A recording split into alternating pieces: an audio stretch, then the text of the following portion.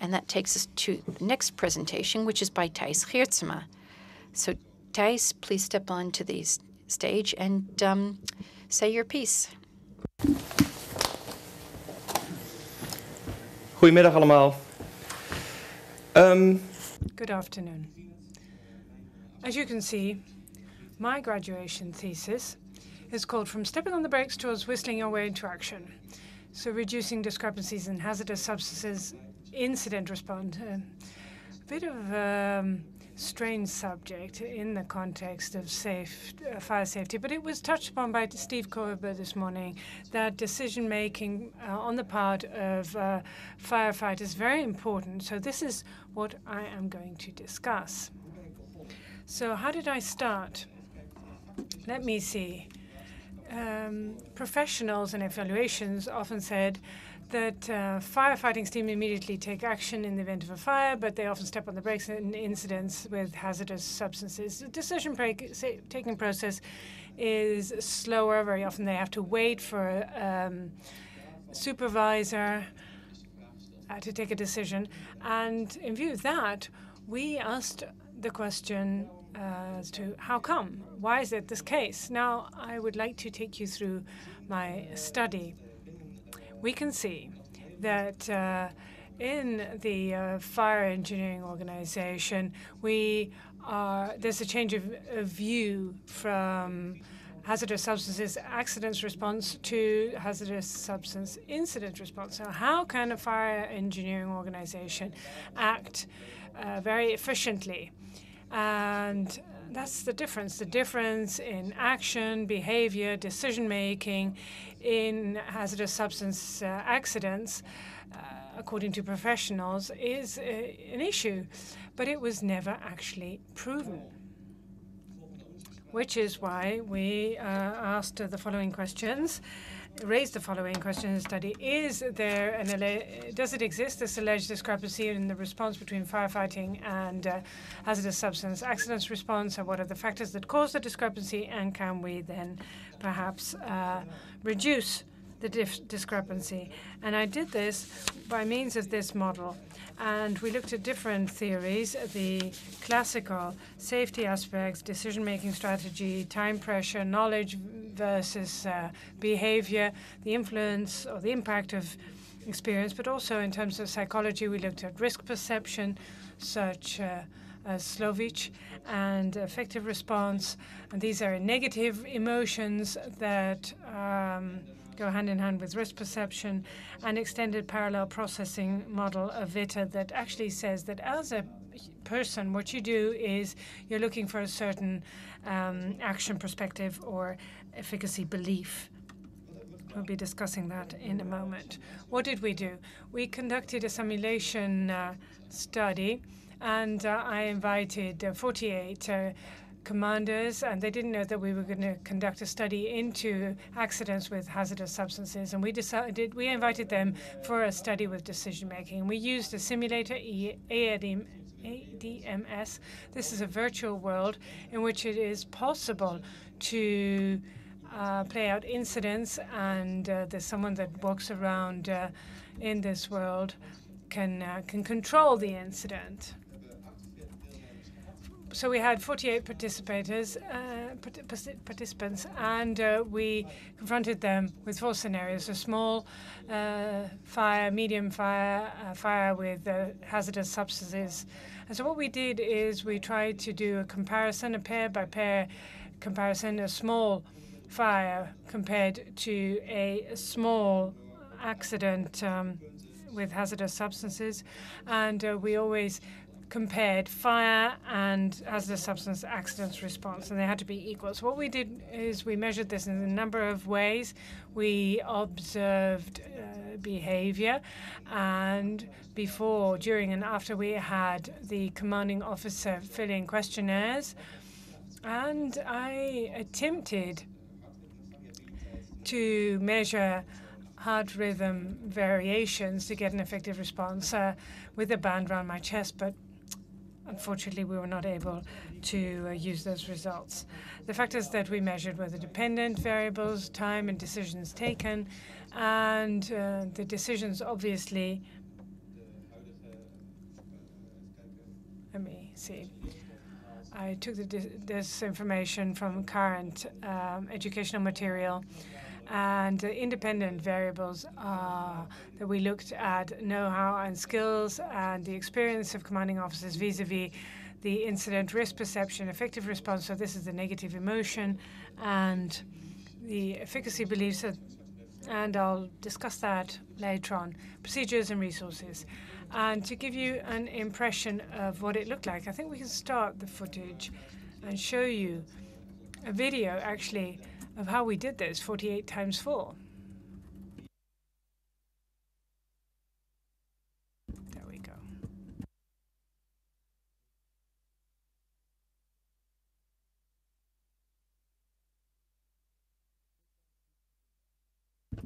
Not available.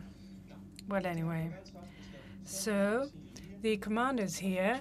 He's in front of a screen, and he has a joystick with which he can move around the incident.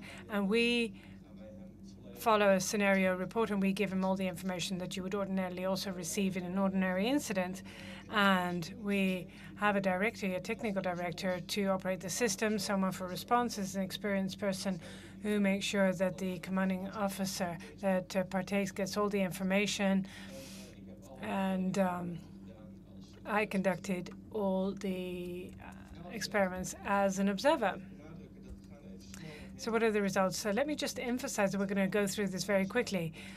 Before we really go into this, I'd like to, if you want to go into this, I'd like to refer to my report. What we see is an interesting difference, and that is the lead time from the first report until the completion of the response, and we have objectives for that.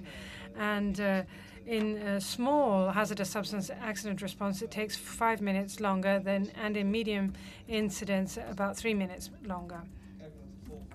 And then if we look at the start, when they actually start the response, so when they get out of the truck and actually get to work, there's a big difference in accident response, and small and medium, they start 5 minutes later with their response. And furthermore, we've been able to see that in fire, relatively quicker decisions than in hazardous substance accident response, and in accidents response, the wrong preventive measures are taken, and at hazardous substance accident response, commanders try to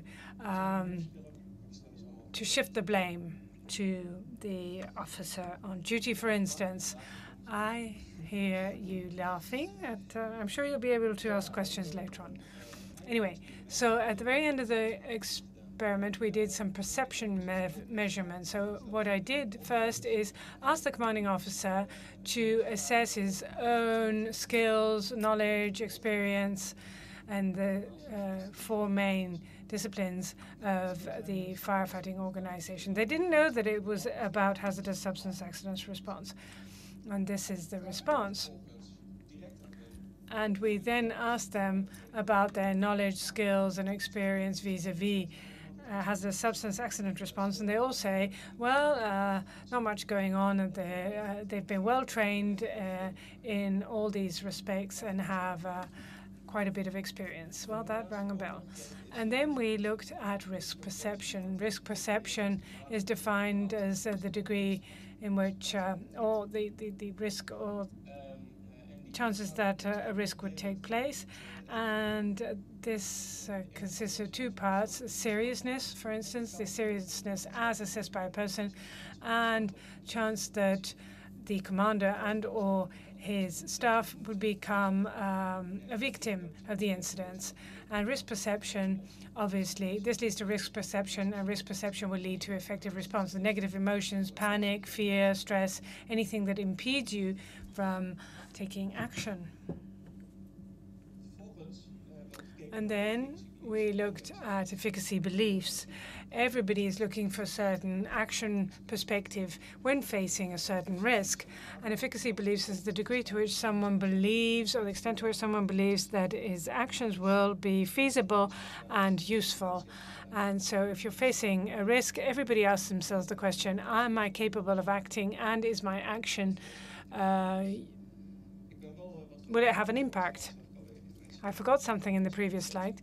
Risk perception, by the way, in small accident response incidents with hazardous substances was, let me see, risk perception and effective response are significantly higher in smaller hazardous substance accident response, but there's no difference in medium-sized hazardous substance accident response. Efficacy belief in both cases is lower in hazardous substance accident response than in fires. So what about the model now? Risk perception is caused by these two factors, seriousness and chances of having victims, and that causes an effective response. And then there's a quest to efficacy belief, and that leads to a decision of the person in question. And what is it that we saw? Small fire, low risk perception in the commanding officers, and a medium fire, we saw a high risk perception and high efficacy belief. Small and medium hazardous substance accidents response, high risk perception and low efficacy belief. So how does that affect someone? Risk perception, if it's low, you ignore the risk. So you act based on experience and you don't look beyond that. If your risk perception is high and you're looking for effective response, you try to regulate that. How do you do that? If your efficacy beliefs are high, you try to regulate the risk, and that leads to desired decisions and behavior. And then, if your efficacy beliefs are low, that'll lead to trying to regulate your emotions and effective response, and that lead to undesirable decisions and behavior. This is what we call coping, maladaptive coping, or coping in psychology in general. So ultimately, this brings us to this model. This is what we tested in our simulations, and everything comes together.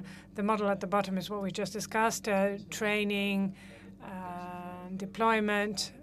This all adds to experience, and then you have the knowledge, and that will determine your action.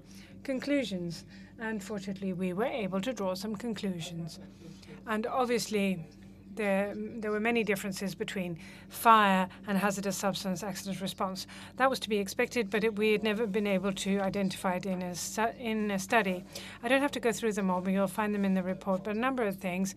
In fire, for instance, there's a high perceived level of knowledge, higher than in hazardous substance accidents response. Seems logical because they're more realistic practices and drills, and that is not the case in hazardous substances. So what can we say in the conclusion? Based on the study, in any case, we can argue that there's a measurable discrepancy in action and that decision-making of commanders differs between firefighting and hazardous substance incident response. And what are the changes that we would like to see? We can do this by, in hazardous substance incident response, first investing in efficacy belief and not in risk perception. I'm talking about the commanding officers. And also by investing in skills and practice of a commanding officer, because that then would contribute to his efficacy belief. And then it would also be important to narrow down the amount of knowledge in education, but increase the level of expertise to make experience play a greater role. I haven't been able to deal with this in this presentation for lack of time.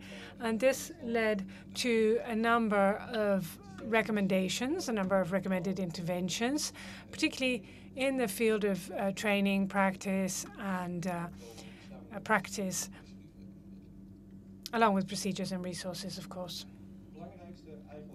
Actually, the main thing is, and also to link it with the subject of today. Of course, I was dealing with hazardous substances, but the study is applicable to anything we do within the firefighting organization, because it is a model that will predict actions of supervisors, actually of everybody. It might be important to see whether we can apply the model to several supervising positions in several situations. How would it affect a supervisor, commander, for instance, to face a certain situation? Can he or she assess a situation properly? Can he or she do it, assess it, but does he not have efficacy belief? Which is why in the study we're saying that experience makes sure that you can carry out standard situations or face standard situations very well, but it could be dangerous in the case of non-standard situations. Thank you. Ja, dankjewel Thijs.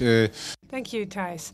Actually, you started by saying that this may be somewhat a white raven in this seminar, in this conference. The scope of this conference has been broadened, because if you've been paying attention, you will have seen that last year it was fire safety and engineering. This year it's fire safety and science. So we've broadened the scope. I suppose there are questions. Question off mic. Gelijke hulpdiensten als politie, militairen. Nee, we zijn... De vraag is er een gelijk onderzoek gedaan? The question is whether a similar study has been conducted in, and then the speaker stops speaking. Het vergelijkend onderzoek zelf. A similar study that to the police or military. No, this model, the EPPM model, is not very old yet. We're still carrying out trials. So it's one of the first time that it's being applied in the fire engineering organization. We haven't had time to apply it in other domains. Any other questions? Ja, daar. We gaan even over de aanname dat de goede besluitvorming nemen bij brand. Want dat is dan het uitgangspunt geweest om meer te kijken naar ITGS. Dan zijn we bezig met een transitie om ook anders naar brand te kijken. Doen we er dan verstandig aan om anders naar brand te kijken? Als we juist bij ITGS heel voorzichtig handelen en dat heeft ook zaken tot gevolg. Welke uitkomst kunnen we hier dan van meenemen? Even de vraag kort samen. Let me just summarize the question. Your question is whether it's there's a difference between fire and hazardous substance incident response. En nou gaan we bij IPGS niet, maar we willen juist in brand anders gaan benaderen, veiliger gaan benaderen. En dat doen we denk ik nu wel bij IPGS. Welke uitkomst gaat dat dan geven bij brand? Heeft dit onderzoek daar een bijdrage aan? Misschien dat je zelf even de vraag kunt samenvatten. Maybe you can summarize the question, because I don't get it.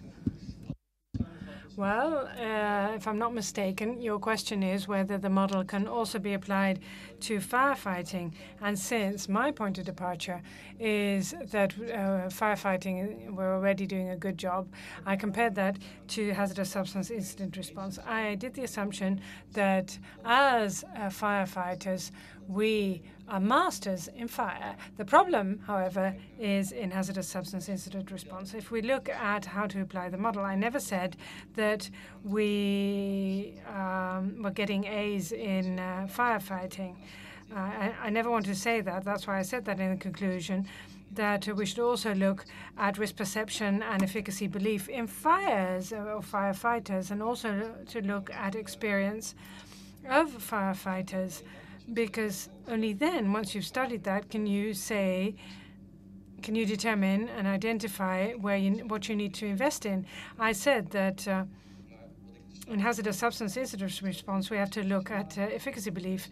But in fire, risk perception is so low that they ignore risk just based on experience, and they just throw a bucket of water over the fire, over the flames, believing that that'll do the trick. There may be issues here, but we'd have to look at it. Any other questions? Van een langzame optreding bij IPGS kunnen zijn dat we van mening zijn dat brand veel dynamischer is, oftewel de seconde die we verliezen, dat is verlies, dat heeft ellende. Dan dat bij een IBGS veel meer iets hebben van, ach, het is een redelijk statisch verhaal, dat kun je even nadenken. Ik heb me herinnerd dat, want zou ik altijd vertellen van, als je met gevaarlijke stoffen te maken hebt, dan is het denken, denken, denken en dan pas doen. Terwijl we brand aankomen en niet eens nadenken, maar naar binnen demmen. Dus ik denk dat er misschien ook wel een stuk beleving zit van, die brand, ja, daar gaan we er snel in, anders is het eruit te laat. Terwijl we bij IBGS nog de tijd hebben. Oké, uw vraag zit er hem in dat u zegt...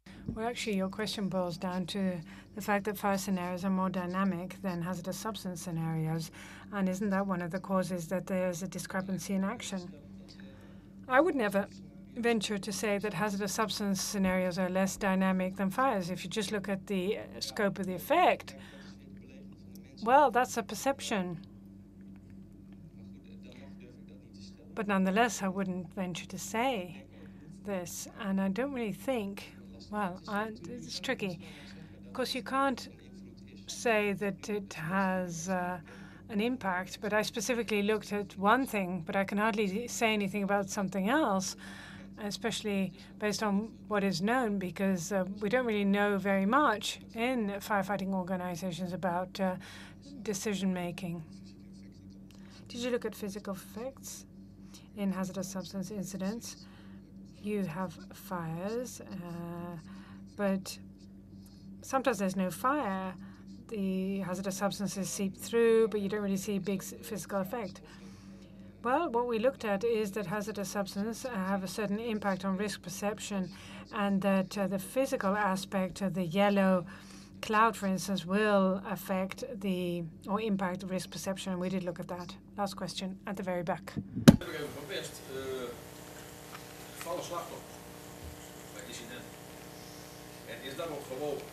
Ja, we hebben bij het middelscenario... De vraag is voor de vertalers dat er vallen. The question is that sometimes they're victims in incidents. The question whether you took that into account. Yes, in the medium-sized incident, in both cases, we did have a victim. So we measured the response here. We compared the results in fire and in hazardous substance incident response. Thank you. Thijs. Ik stel er nog even prijs op om te... I'm pleased to report that all these three theses are posted on the VVBA website. So if you're interested, check the VVBA website and you'll find the theses there. Now, I'd like you to indulge me for a moment. The jury of Jos Post and Ricardo Wever seated on the front row will go deliberate for a moment because the presentations are part of the overall evaluation. That will take 2 or 3 minutes. Don't worry, we're going to be right back. Please bear with us.